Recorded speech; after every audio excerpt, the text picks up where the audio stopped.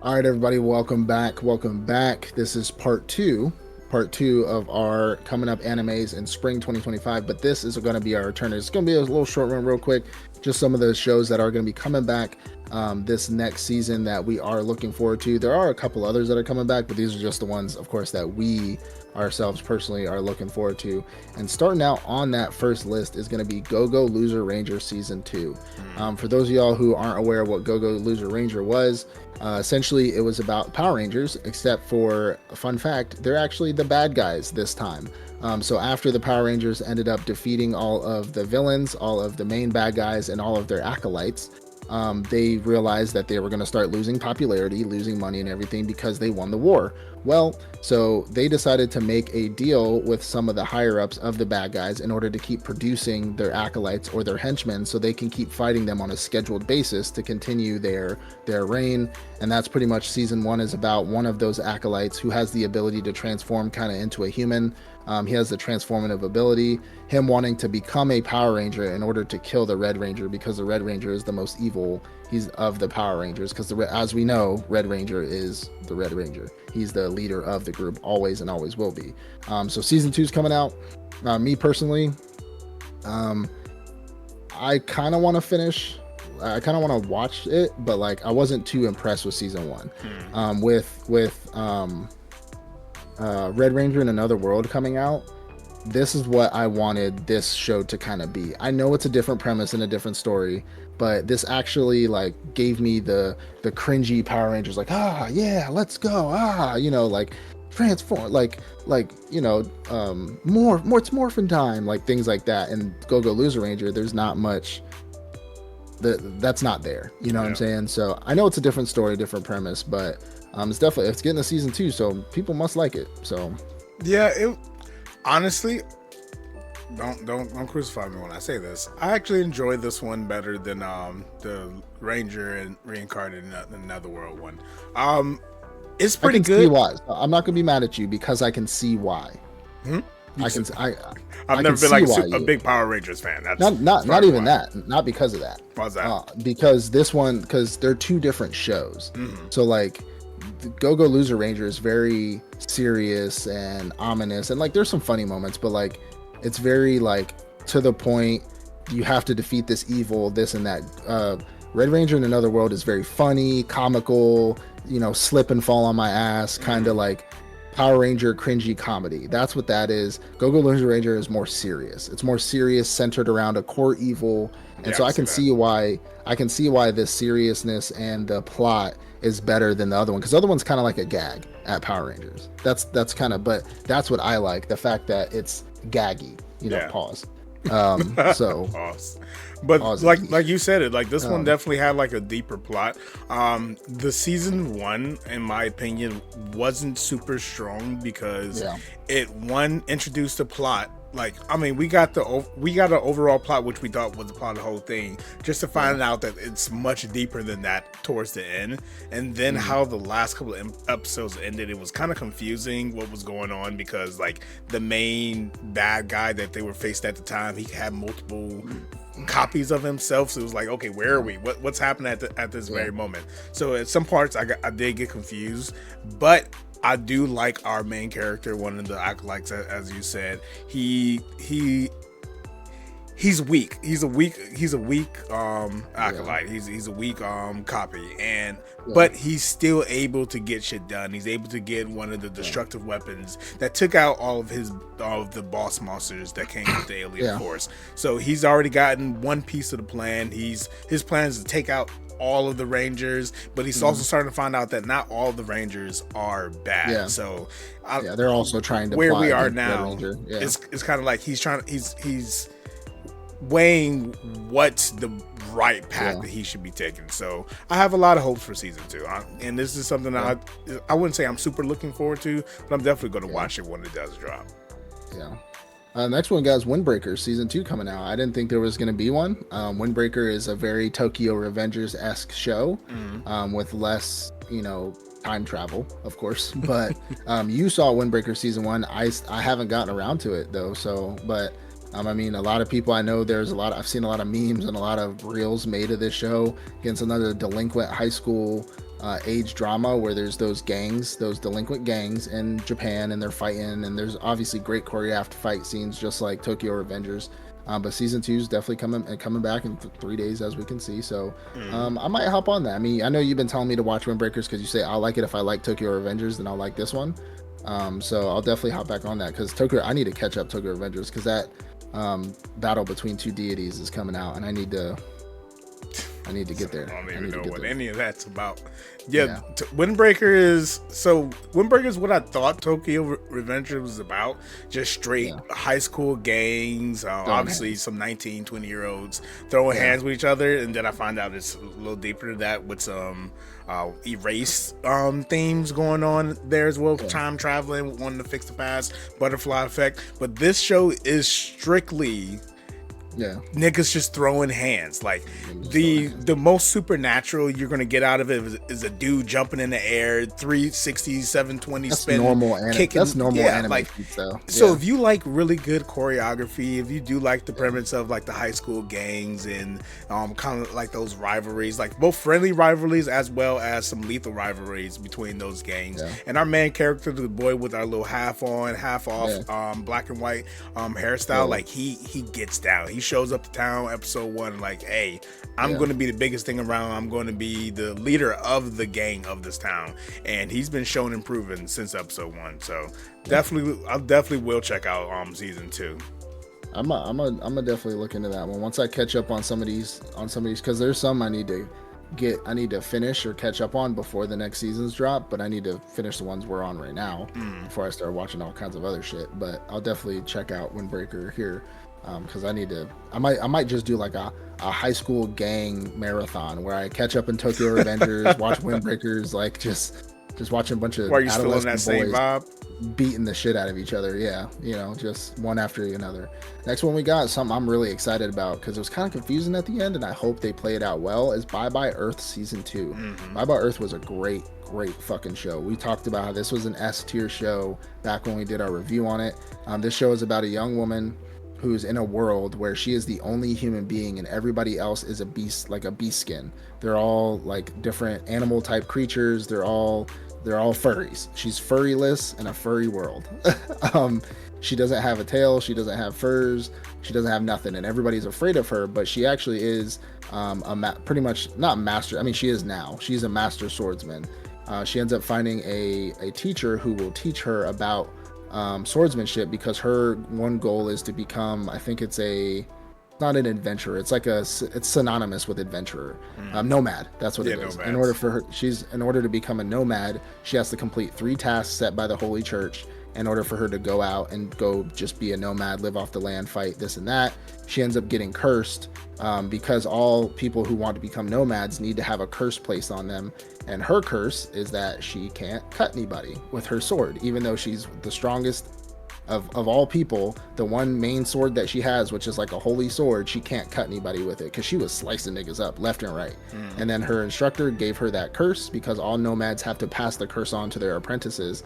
She can't cut anybody anymore, but her abilities are still her abilities. I was really concerned when they brought that up, but then she ended up showing out, and she ends up running into a guy who ends up becoming was her friend.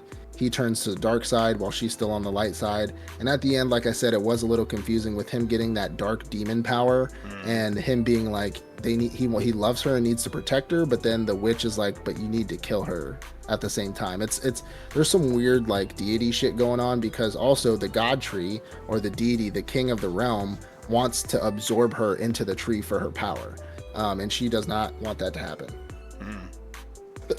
Ooh, excuse me.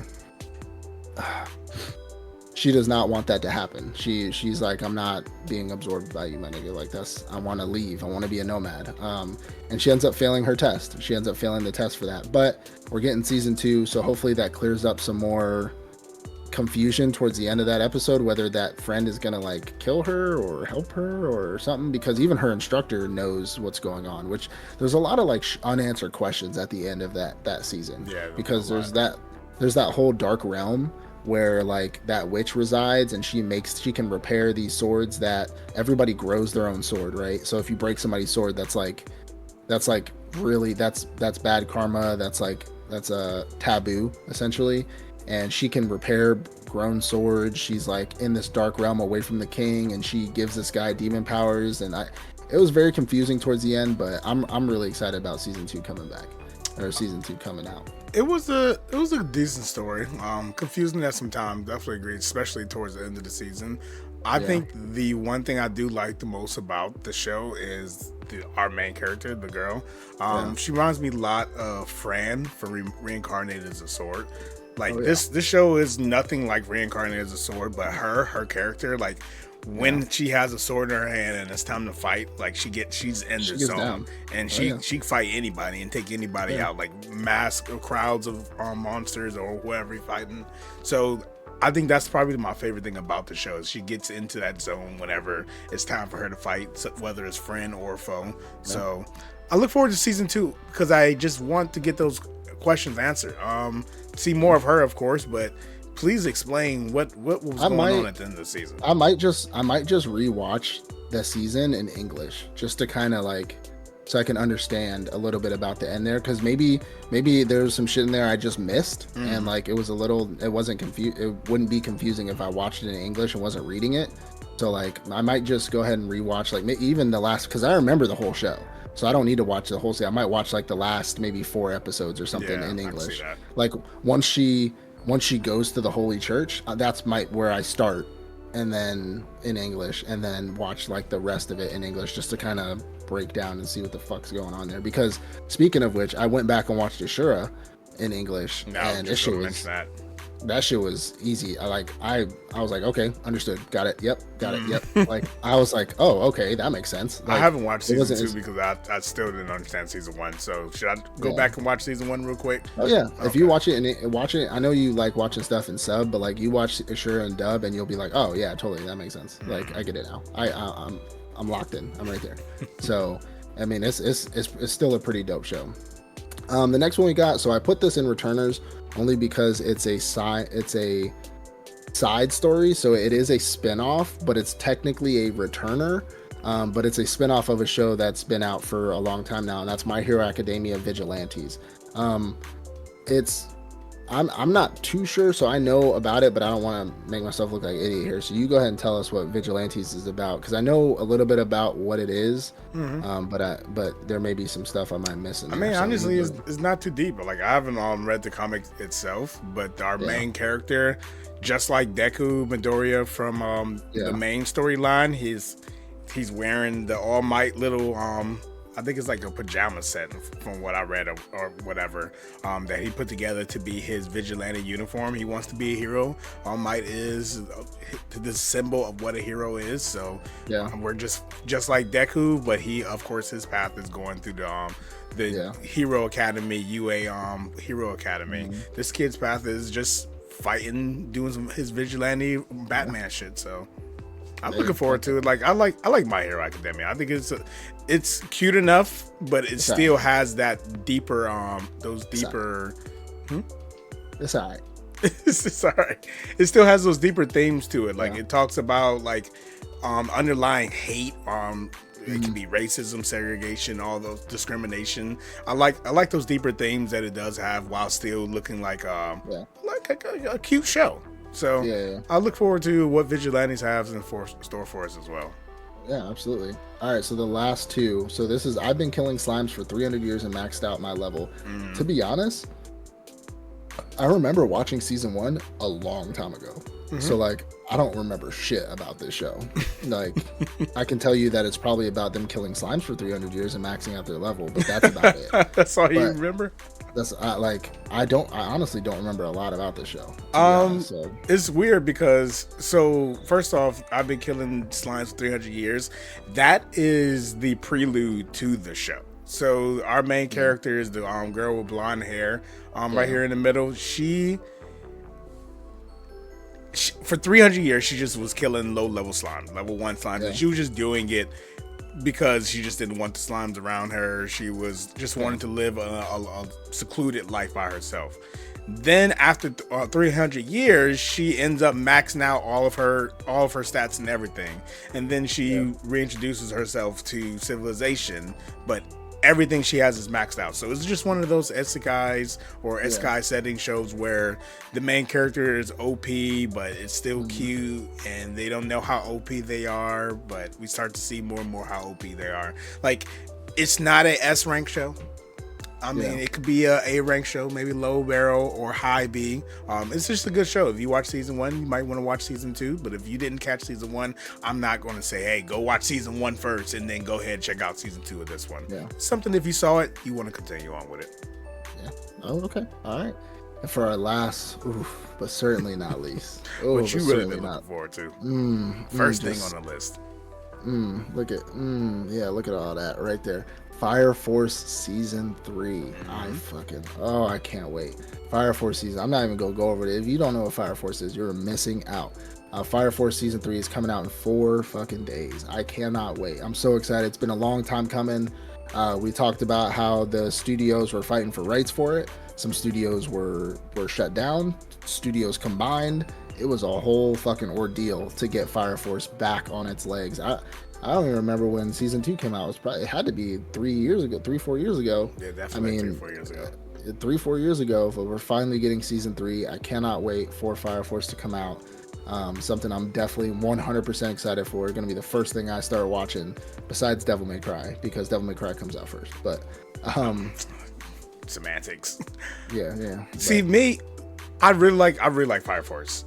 But what I'm interested to see is when I found out that Fire Force had a connection to Soul Eater, Fire Force leads into Soul Eater, that had me on the train. I want to see how that plays out. So we talked about that a while ago, and I read up on it. We talked about it, and I still don't fucking see it. I just don't see the vision. There's a thing in the woodworking community where we talk about how it's hard to build for builders, because you say this is if I build something from scratch, or I have an idea how something should build, I build it that way, and my clients say they like it or they want something changed, fine, we'll do it. But building for a builder is hard, because all woodworkers have an idea in their mind of how they want something to look, right? So if you tell me to build something for somebody else, I can't make it look the way you want it to look. I make it look the way I want it to look, because that's how it looks in my mind. And so when they made that connection, I'm looking at it, but I'm like, I just don't see that. I don't see the connection. You can tell me that the Amaterasu is essentially the life force that brings about these soul eaters and the soul. You can put those two together, but but how? I mean, I can clear that for you super easy. Shinra becomes all powerful using the Amaterasu flames. I know that. Combines with it, becomes pretty much a god. I know that. And he resets the world. So everything that you're seeing in Fire Force and the story and plot lines, that doesn't matter, because he's so damn dumb. Imagine that's a dumb connection. As a god, that's like saying Naruto becomes the chakra god, resets the world. Now it's Bleach. But remember, there's a reasoning for it, because we start to find out in Fire Force that the world is ending. Things are about to end. So he comes to the natural combustion. That's why the combustion is happening. Yeah. So he comes to the decision at the end of it where he's going to save the world by making it anew. That's why it doesn't match up to those two different worlds. And then after making it anew, the powers that existed, his powers, because he of course took in Amaterasu, has now split apart and creates the weapons that they are using in the Soul Eater show. So see, I don't care. That doesn't make sense. That's why I'm saying I like the show, because I want to see how that makes sense. Yeah. Because I haven't I've read about it. I can easily go read I'll go read if I truly wanted to read it. But if you're going to keep on putting out these seasons, then I want to see it. I just want to see it and experience it. You can't just say Shinra splits himself up and now Soul is a scythe. It also has something to do with Arthur too. Arthur and Shinra worked together to do what they did. But again, I just want to see it done, and that's what I look forward to. Arthur also turns out to be fire royalty or some shit. I forgot, but That's what I'm saying though. Don't get me wrong. I'm not. Don't let me end this on me dogging how they connect, because I fucking love Fire Force, and if you can tell right there from my best friend, he gave me those yellow ones, but I also have Soul Eater right there. Like, I love Soul Eater and I love Fire Force, but tell me how. Just, I want to see, like, I need to see it myself. How did those combine? Should I put them together now on the shelf? And when we get there, then we'll do it. That doesn't make sense to me, but I'm super excited for Fire Force coming out. I can't wait. I'm gonna stare at this countdown here for 4 days, 16 hours, 39 minutes, and Just 13, 12, 11, 10. Right, yeah. I'm gonna get one of those world clocks that counts down and just put Fire Force above it. But because it's my favorite. I mean, I've said it a million times. My favorite new gen anime. My favorite new gen anime. It's something that, like, you know me, my top 2 favorite powers in shows are lightning and fire, and this is a show about nothing but fire. And it's fucking amazing. It'd be like if they did this lightning though, lightning would be dope. But fire has more of an elegance and more of a, you can do more with fire. But was there a lightning user in So technically Arthur's plasma is lightning. Plasma. Yeah, his like he does like lightning kind of style. So like if you think of Sasuke using his lightning sword, like he kind of does that sometimes, and he'll show like a lightning effect, but it's not really like lightning. I just remember saying it at some point. Yeah, there's one other person that can like condense it, but it's not the same. It's a whole thing. Anyways, but yeah, I mean that wraps it up. Those are our returners for spring 2025 coming out. I mean, we appreciate you guys. If you have any that you would like us to discuss or talk about, please let us know down in the comments. Again, ring the notification bells, like, subscribe.